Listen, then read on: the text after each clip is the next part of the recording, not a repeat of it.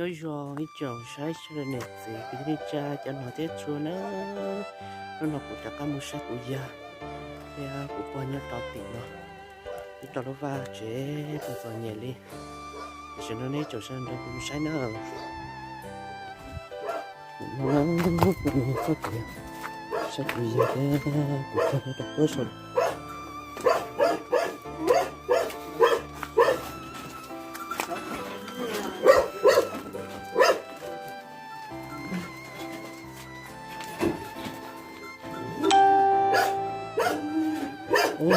cũng sẽ chịu áo nữa sao?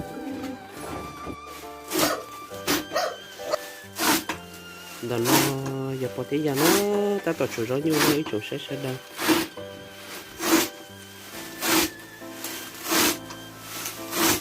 Ê có chị khơi một bữa khơi gió lên ra thế nào bỏ? Mình chỉ thêm một. Nếu mình chỉ thêm một lon. Ê thôi giờ có một ta có tí đi nào. Có một cái tôi nếu tôi nhớ bao nhiêu phải men. Ủa ba mà. Thế giờ một bé ta kia mà thích đó là một.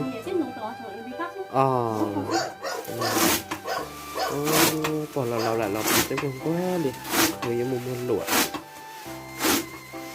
thì nó thì có thể là tôi nói ít lúc chứ nó nếu tao sẽ được rồi nhiều cái gì đi nó sẽ nó thì ở cái giá thì dưới tự nhiên kia nên cái trò xe lộ thứ giá xe nó tới mua xa chậu sông rồi còn thì tới mua chỉ chậu xa là nữa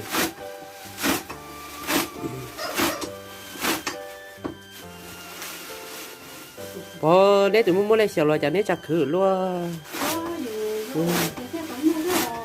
cũng phải xe từ chỉ tao bảo cái cho nên xèo rồi từ chỉ chỗ ở nè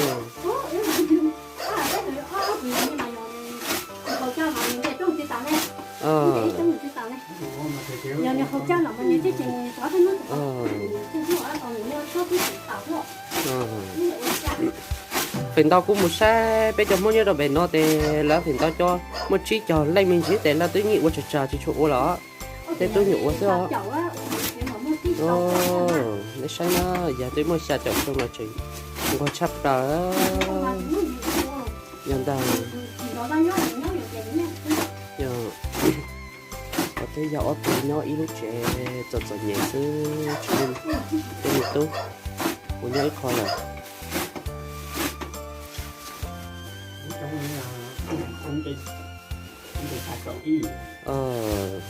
có xe nhìn nói giờ bé chỉ mình trong này tôi nộp không chỉ tao mới chỉ cho cái tôi chỉ qua là giờ dù to lắm nè ta chỉ mà giờ chị qua tốt thì chị qua là nếu mà tốt qua là để chị to là ít giờ nữa nhỉ qua trà thế à mà này yêu chắc chị qua lửa đi yêu mua gió theo giờ yêu chị qua mà yêu hai giờ chỉ mua gió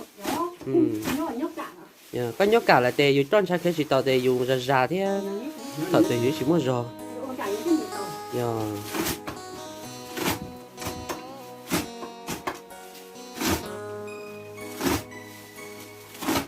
tất cả số bé một bọn lên cho nên số bé của online là bé nhìn đồ bé từ là kỳ là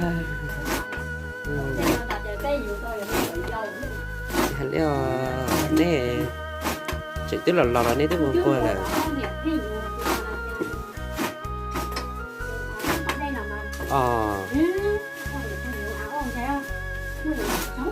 có muốn nên gò ớt xong là cho xong rồi nè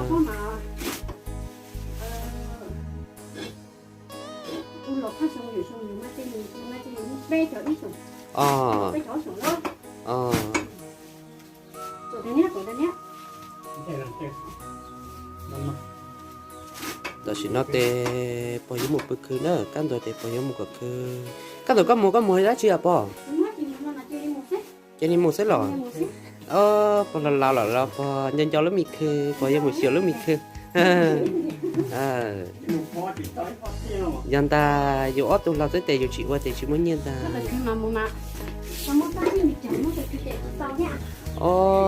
bỏ nên tao tao chỉ mình chào sư đó chỉ mình chào sư ấy nên tương cố ở tam vào lờ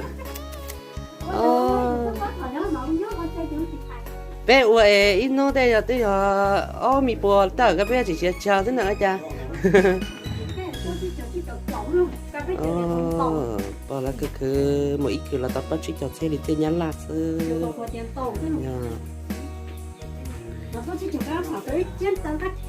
dọn đến ta tới chết tụi con dọn ta thì nhớ chơi chỉ mấy tụi mấy thế rồi dù thế như là lò nhiều con cô thế ồ có chỉ cho cô mình chỉ gì à có anh chủ có cái còn nửa đó đã nửa tổ chức chơi xe ta có mà cho cô đâu nữa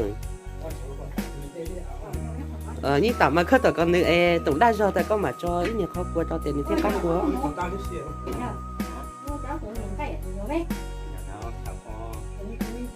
là nó tê ta tỏ qua của mình mò ta biết sao đó nó có thể giờ ở tụi mình rồi xe thế là còn qua cái nữa phải tao tê biết cho luôn tê biết tức là lạc kỳ đó nên lòng còn qua thì nó tê cho mua thế chỉ cho mua là biết đó hai của bỏ tê bình đó là cho một bát cho tao xong lấy một sơ là tôi chỉ cho mua là giờ tê bỏ tê giờ tê mua xa cho xong là bỏ tê mua chỉ cho xa là để cái là chỉ cứ để tê tôi nhọn này nhọn này ta tê tôi là này nhọn này mua ba mua chế là chỉ ba bỏ tê giờ là ở thì tôi sẽ có cho nhẹ cả đó thì tao siêu cả nó bỏ tê giờ lúc mình chế mình sai nữa bây giờ ít tôi cho nhẹ cần cao lên ồ cho nó cái mình chỉ có mặc qua bỏ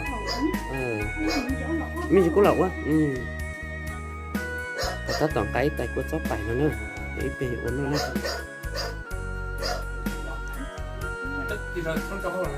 ồ yom da ê quá chào uống nó bỏ để xin cho hai cú lại cũng mất số ta là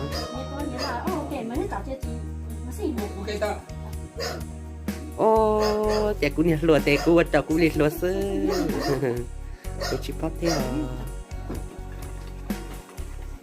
nuôi cho cô tao nè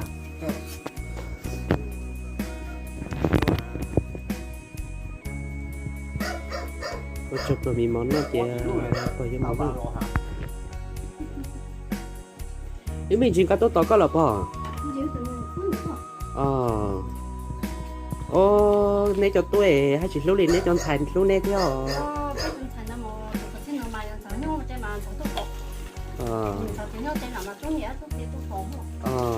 cho túi là chè vô lần lúc kia ta chỉ là muốn chè chút chút quá chè đó mà phình tao là nhớ dê là hai lấy lúc chỉ chơi chơi đi cũng còn là cho thế giờ là lúc để cam rồi để là như sao có mù lỏ cái gì chúng mình là muốn nhá là tè nhá nhó tè nhá qua tè tu giờ tao xa tu xây giờ tao xa còn một khử tè gió ô gì mà hơi lười mà sáng rồi chỉ mà hơi lười mà gì mà sáng đi mà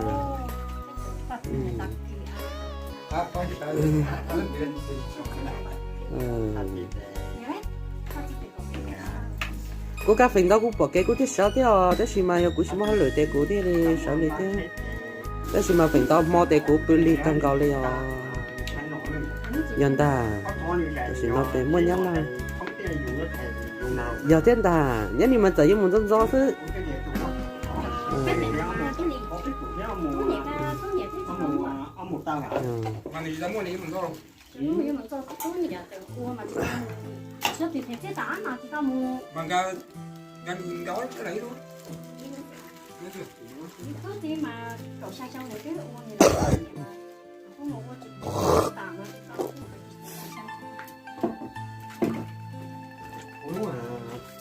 ê có tuần thay mới cho xong là bỏ này gặp đó là lò tụi mình nhỏ là nhà đi tè rong ta mua tụi mình nhỏ là thế tèวันนี้ใช่เจ้าวันนี้说些了有老了没些早了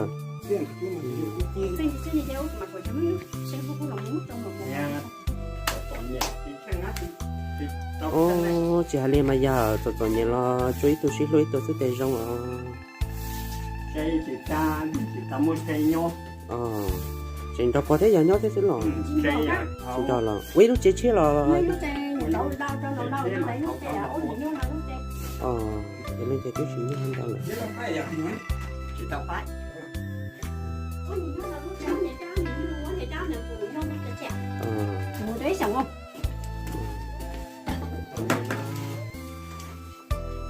Nó tụi mình nhỏ như mình này thôi. giờ Có thằng cua thế. giống như tụi chia thì dù thế bóc thử thế dù chỉ mua thì dù chỉ bóc thử thế Có được như cho chủ quán nó mua cái gì á? mua liền tại cũng rong là màวันนี้ยอดแต่เป็นโมแต่ฝันต่อยังไม่ตัวมีเชื่อแต่เราจะใช้ไปอยู่ Bây giờ rồng chứ. ยังอยู่chỉ muaแต่ลูกฮันเจอยู่จอดเนี่ยเท่าไหร่เท่ Nó nghĩ. Có người ta mỗi ít mình gọi có giống của à. Nhưng mà lúc của là mới chốt được. แต่ฉันเอาพอเตตัดต่อลันจัวจะมีดีนะจะต้องหนังนอแต่อีมินจีเตยมัวจีซึ่งอย่าพอ Ôi nó mà chim.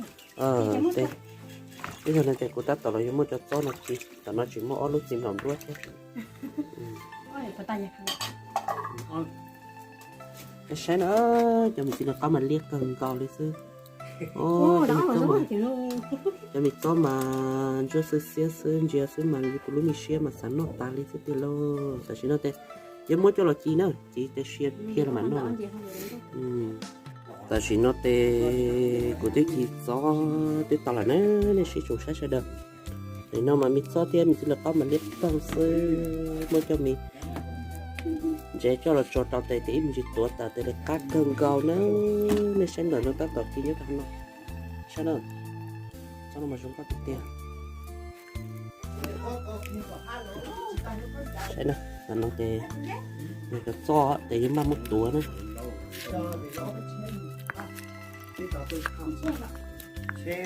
Nó nè. Chưa chưa nó thì cái tuổi áo nữa Đó là. Tốt gì? xem nào xem nó lên Không chỉ cho nước thử rồi. nhưng mà chỉ tao xíu ít cái xíu là mà cắt sắp vào Thế ố chị. Ố thiên thiên à? Nó tạo cái thẻ cái nào thế? Lan Thẻ mà nếu mất cái. cho nó đắp cái con để đắp cái cổ đấy xin nó thì tôi tao bớt cho tao lấy xe đó để bên tao tao Ố này phát gì lấy sao? quần mỏ Cún này. ô có thôi mấy áo tao lói mà Ủa cháu chỉ mới cho đi sao mà. còn lo thế mà lo sẽ là nó thế cao Nó thì nó phát thì nó tao là. Tôi là màu chả ơi như mẹ. có tí giờ rồi đó tao xin nó thế chịu những thì nó to bỏ chỉ vô là to chỉ vô chuột cha ê nên thứ tao cho ta là thế à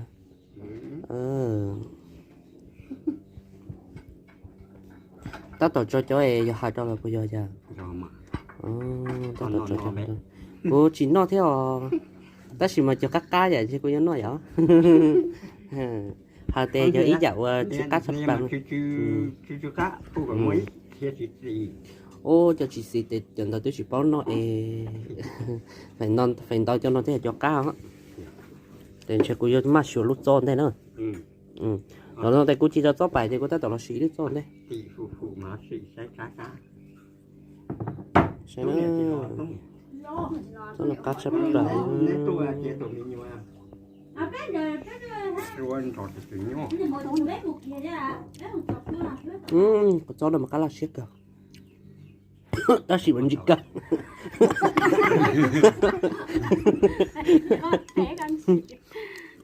gì lá xiết cả nữa ta chỉ mà mấy gì chỉ theo á nên làm ta làm gì xưa sao mà để cho để cho chủ còn chỉ á cho chuyện gì đây của mình chỉ trái đó nó chờ của chồng mùa thế hả Sao mà chỉ cắn nó nữa. ơ chị nó chờ chị Hả? Là tôi gì? Ok à. cho xe rồi giờ Chị sao thấy gì? cho xe rồi giờ thép bò cho xe rồi cho xe này ở tủ lò đấy cho xe rồi cho xe Sao thấy gì? cho xe 진짜? Lo sao đâu mà. Ôi chà, 내매 사세요? nó say nữa. Cô thấy cô hay chỉ lấy chả nữa, cô tổ pizza, cô hay chỉ tao nó ít rồi thì cô chỉ học giáo nữa. Nó sao nữa? 약간 이상. Cái chả nó bị to xe, để nó đang cho các cái xí nữa. 아니, 또 로. 또 그냥 요야. nhưng tại cái Con đi đó tụi ta nên chỉ học tả rồi. ta cho cái gì ta cho con đi tắm Chả cho cô muốn gì nhỉ nó gió để cháu nữa, gió bình giờ để cắt cá nữa. 나왔습니다. Sát đây. sao đây rồi nè Sát đây. chỉ có chỗ Các bác sĩ học tả các bác sĩ thôi. 얘 다니나? 지지. Như ta nhớ, nhá. 얘 다니. Như ta nhớ. 나는 얘 다니. 엄마 거또 뭐 넣어야